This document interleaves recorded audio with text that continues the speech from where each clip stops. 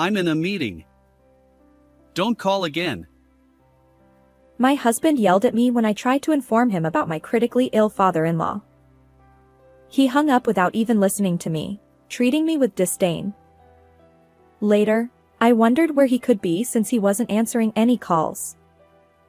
In truth, I had a pretty good idea. Maybe I'll keep quiet about the $7 million inheritance issue, I thought. So, as per his wish, I decided not to contact him again. But I also devised an elaborate plan to make him regret his reckless behavior. I'm Scarlett, 40 years old at the time. I'd been married to my husband, Oliver, for 15 years.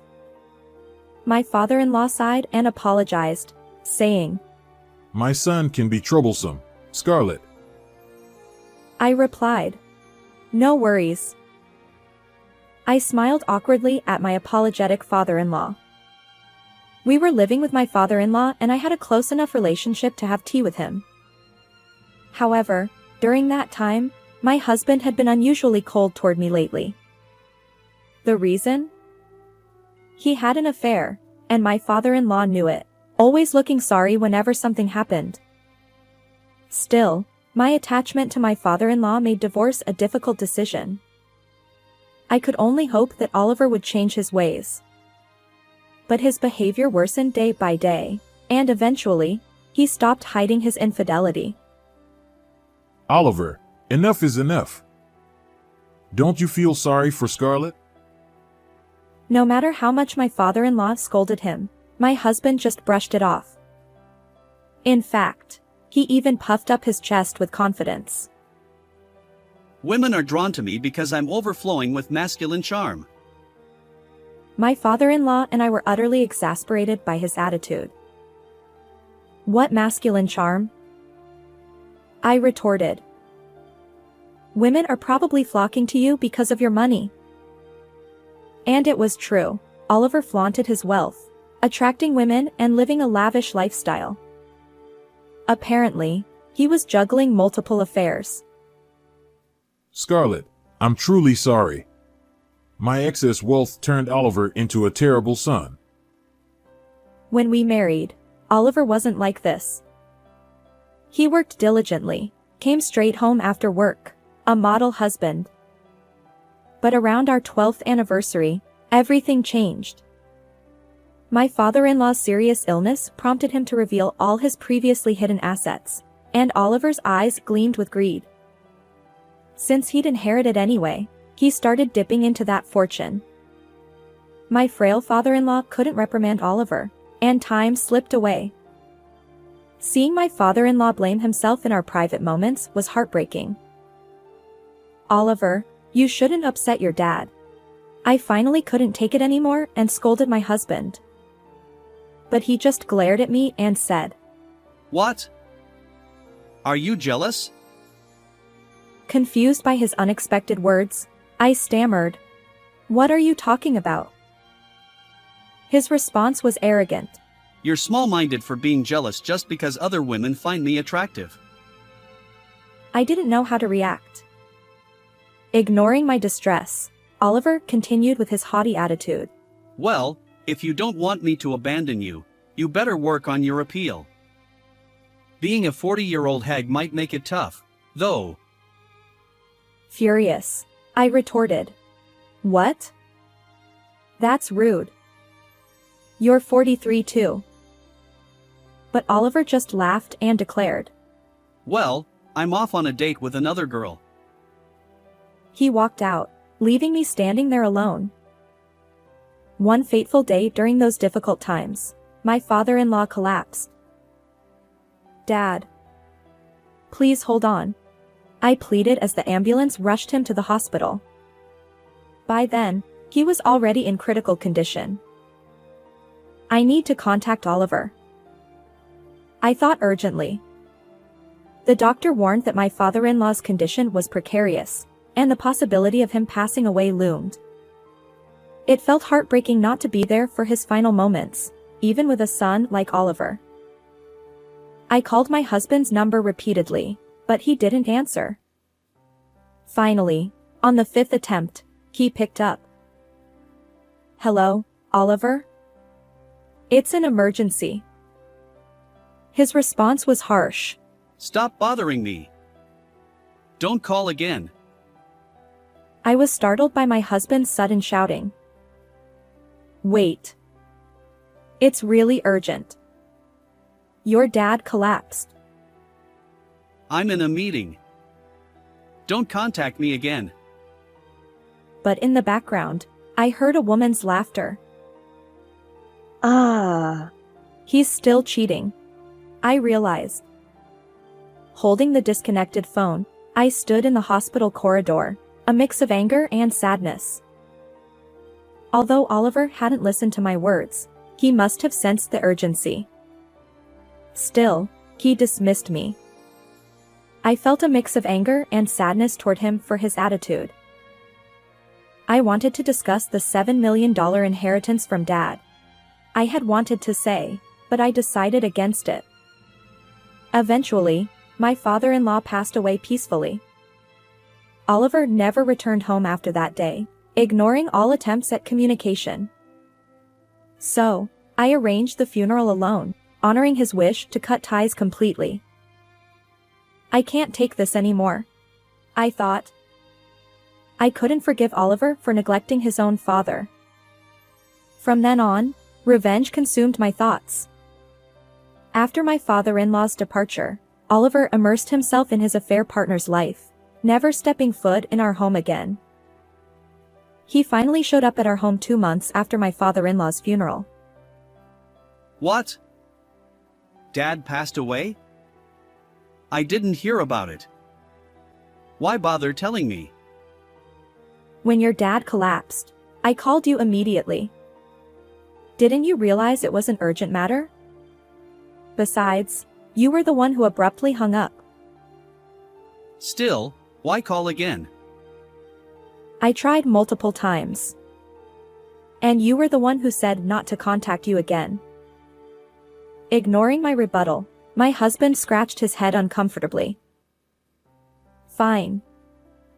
These are the inheritance documents you're entitled to. Please sign here. Wow, this is impressive. I can receive such a large sum? Yes, you'll get $70,000, and I'll receive other assets. Well, do whatever you want. Easy money. Without listening to any explanations, he gleefully signed the documents. Dad would be pleased that I'm putting this $70,000 to good use. I clenched my fist at his words but remained silent. In truth, my revenge had already begun at that moment. Ecstatic over the $70,000, my husband quit his job and lived it up with his affair partner, not returning home for about a year. During that time, I didn't contact him or pursue a divorce. And a year later, I mailed divorce papers and a copy of my father-in-law's will to Oliver. Almost immediately, he panicked and called me. Hey! What's this will about? Is it true you inherited $7 million from Dad? So what if it is? I had no idea. Let's talk about this. I suggested meeting at a cafe for our discussion. When I arrived, Oliver's face was flushed with anger. Damn it! You're mocking me. Ignoring his rage, I maintained a businesslike demeanor. This is your dad's will. It ensures I receive the $7 million inheritance. Why not me? You probably used some charm on Dad. Oliver hurled baseless accusations, but I met his gaze head-on. His anger wavered momentarily. I tried to discuss this with you multiple times, but you were always too busy with meetings. I apologize. My sarcasm seemed to hit home. Oliver trembled, still red-faced. This can't be valid. As his son, I have rightful inheritance rights. It's the law. Well, it doesn't work that way. Did you know you have 1 year from learning about my full inheritance to claim your share? It's also legally binding. I didn't know. Statutes of limitations even matter. Remember when I explained this while giving you the $70,000? You didn't listen. Oliver's eyes widened in realization. Yes, when I handed him the $70,000, I'd also explained that I'd inherit additional assets. But he'd been blinded by the immediate windfall, hastily signed without listening. For a year, I'd endured, not divorcing or revealing my plan. Now, Oliver had overlooked $7 million for the sake of $70,000.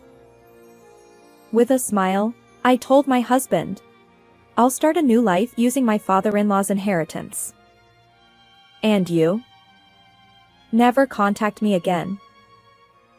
His face turned pale. Desperate, he stammered. Wait. I actually have debts. I retorted. I figured. You're the type to create debts with reckless spending. A thoughtless, careless man like this couldn't possibly get away with just $70,000. Suddenly, Oliver sat on the cafe floor, clinging to me. Other patrons stared at the bizarre scene. Forgive me. I was wrong. He pleaded. I shot back. Can you stop embarrassing me? It's like I'm the villain here. He begged.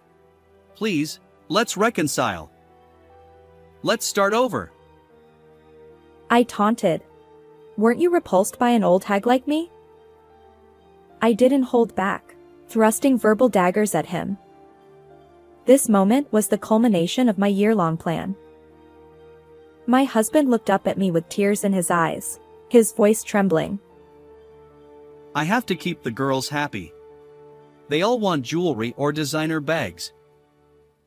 Why should I pay for gifts for your affair partner? I have nothing to do with it. Don't say that. As Oliver sat on the cafe floor, gazing at the sky, he suddenly brightened up. You should surround yourself with men too. Me? Sure, what was it called? A reverse harem. With $7 million, you'll have your pick of handsome young men. At that moment, I raised my hand and slapped him hard. The satisfying sound echoed through the cafe as his cheek turned red and swollen. Other customers and staff froze at the noise. Oliver stared at me in shock, holding his cheek. Enough with mocking people.